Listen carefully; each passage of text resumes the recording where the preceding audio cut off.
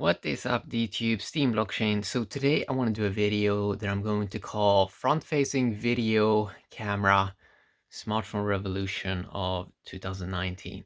That might sound pretty intense, that might sound pretty extreme or something like that, but so here's the thing. I looked at my Galaxy S8, came out 2017, okay? It has a front-facing camera, it has a rear camera, 60 FPS, all those good things. But I also looked at another phone, the from 2017, the LG G6. It has an amazing rear camera, dual sensors. It's great.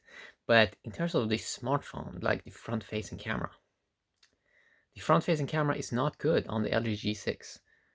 The front-facing camera is not good on the Galaxy S8. Now, I never checked out the Galaxy S9. I didn't check out that phone 2018. Maybe it's great. But I have now the Galaxy S10 Plus. And this is some next level stuff. This is some next level stuff in video, in front-facing camera. Now, why am I pointing it out so much, the front-facing camera? Like, why is this a big deal? Like the front-facing camera on the phone. Like, could you like turn your phone around and use that camera? Like, sure you can, but you can't see your face. You can't see yourself when you're recording it. And it's a hassle, and it's annoying, and it's a little bit weird. And yes, you can use another camera. You can set up another camera, like you can buy a Sony camera. Yeah, I did that. 2014, 2K. It's great, but it did cost like $2,000, and it's big. It's bigger than my Galaxy S10 Plus, and it's just annoying. It's just annoying. So what I have detected here is this is some next level stuff, especially in front facing. The high-end phone, 2019, the front facing camera is so good. It's so good. It's so good. Now, I already saw this a little bit with, for example, the OnePlus 3 that I used in the past.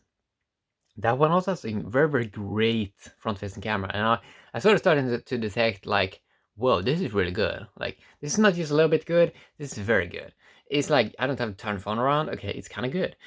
And now, like, with the Galaxy S10 Plus, it's like, wow, this is like twice as good as that one. And it's just a few years in between. And just in a couple of years, like 2 years, is like twice or triple as good, the front-facing. Why I think that is going to create a camera video revolutions in at least a couple of years, when this technology, when more people can afford it, 2021, 2022, it's like it can really normalize video recording, normalize vlogs and all this. Some people may say it's already that, but it's not really. I mean, it happens on small scales, a little bit on YouTube, a little bit on Instagram, but many stuff is just quick stories that just gets removed the next second. It just happens on smaller scales at the moment. People using the front facing a little bit. They're doing some quick stories, some quick talks, but it's not like the big stuff. It's not long, and it's not like regular people that is doing it. But what I think can happen in 2021, 2022 is that it's going to be so normal because the camera is so good. Like, it's almost like real life, the front facing. So it's like, yeah, you have the phone, you just click a button and you're good. Like, now you are a content creator. Congrats, you are a content creator. You don't have to do anything more. You can just be yourself. You can be a human being. Okay, human being. That's cool. Now, could you do this 2017, 2016? You could, but it was more weird because the quality was just a disaster, and the distribution was even worse. The infrastructure was even worse. The technology was even worse. So a lot of technology, yeah, sure, we had some sophisticated technology, but it's like all of these stuff adds up. It's just as what they detected when they sort of were loading websites. They detected when we had a slow internet and when we got a faster internet. 1 second faster here and there, it really did make a lot of difference on consumer behavior. This is why I think we're gonna see the same thing here with that we're gonna see a front-facing video camera revolution. Now, it's still early. It's very early. It's very, very early. A lot of these phones are very expensive. $1,500, $1,200. some people say, and some people are trying to make these arguments, and even I, going back 2 years ago, I was really considering $1,000. Is this worth it? Like, what's the selling point? Like, I was really a couple of years thinking about it. What's the point of this? I still have to use my old camera because it's still not as good as I want it, and I sort of was stuck into this like yeah, to record sound, we need to use this big device, okay? But then I realized with the Galaxy S10 Plus, it's like I don't even need to use this one. Like, I don't need to use it because it's so good already. This is good. This is quality. And I mean, this is just this level. This is just 2019. Okay, so now I see the selling point. Okay, I have the buy-in. Like, I see it. Yes, this is worth it. This is worth it. So it was basically the front-facing camera that makes all these high-end phones worth it now. It's probably going to be my favorite feature. It's like, does it have an amazing front-facing camera? Because I never almost used the rear camera, and the rear camera is amazing. It's almost like you should be able to put both on the front, so you can have a front-facing camera and a rear camera on the front. So this is very interesting, right?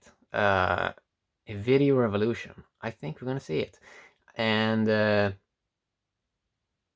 I think that a lot of people think it already has happened, but it hasn't. It has not really happened, only on smaller scales. Okay, so this ties very much back into the dematerialized change that you're seeing. That, oh, like doing videos on a device, on a smartphone, it almost becomes more value than the smartphone itself. The smartphone becomes eventually is a dematerialized device, just an energy machine. And if you really consider it in terms of energy, okay, so it's like an energy machine, right? That's how I'm using the device these days also. I try to not use that many apps on a phone. I try to be resource efficient. And one of the best ways to sort of be resource efficient is to do videos on your device, because it makes you aware more. It makes you consider stuff more. It makes you more engaged. It makes you pay attention to small millimeter improvements here and there. And again, you become aware how I mean, these small things, it all really plays a part. Better processor, better GPU, all of this. At the same time, people sort of have to pay attention. Like, yeah, there's a lot of stuff like they're very gimmicky. That, I mean, I try to look at it like what can like make stuff better. And at the moment, it seems like making videos can make stuff better. And there's a lot of gimmick stuff people can do with their devices at the same time. I mean, they can use technology whichever way they want. For example, I never play games on my devices because for me, that's just a waste of time, and it doesn't seem like it produces that much value. Well, I think that if everyone sort of did like video, that would create so much more value. Because me personally, I look at my own habits. I love to watch other people's videos. I love to go to YouTube. I love to see what's new. I want to see what people are creating. I want to see people create stuff.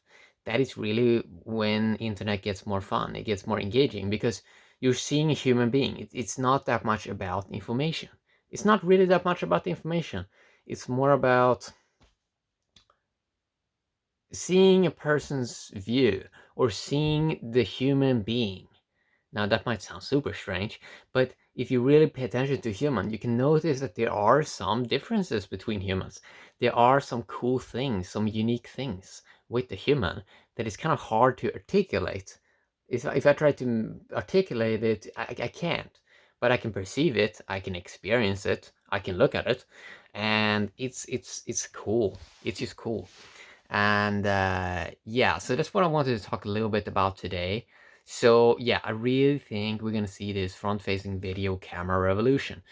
Uh, and it's really gonna normalize a lot of stuff. I don't really think people are gonna care about a lot of stuff like followers and likes. A lot of this is like, it's like, why? Um, this idea of the influencer. The influencer. I saw this AI that made 100K photos of auto-generated humans. This is like, it made 100K influencers. Like you can use these photos. I think the address is like generated.photos or something like that, or photos.generated. And it's like 100K photos of like models, and like, you can use them for whatever you want because they're not really humans. Okay? They look like models, but it's computer generated graphics. And this is going to be really cool because it's like people can experiment more, and people can create a better experience, and people can start to question things more. They can, for example, when they're perceiving humans or perceiving stuff on their device, they can sort of start to dive deeper into themselves, and sort of consider stuff, and maybe they discover that they want to do something that they did not feel was worth it in the past or whatever. I don't know, it's cool. So, front-facing camera, something we've had a very, very long time on devices, or maybe not a very long time. I mean, maybe that is exaggerating it a little bit, but I mean, yeah, we had it 2012, 2013, 14, 15, 16. It starts to become a little bit better. 17, 18, or 19. Oh, wow, now it's really good.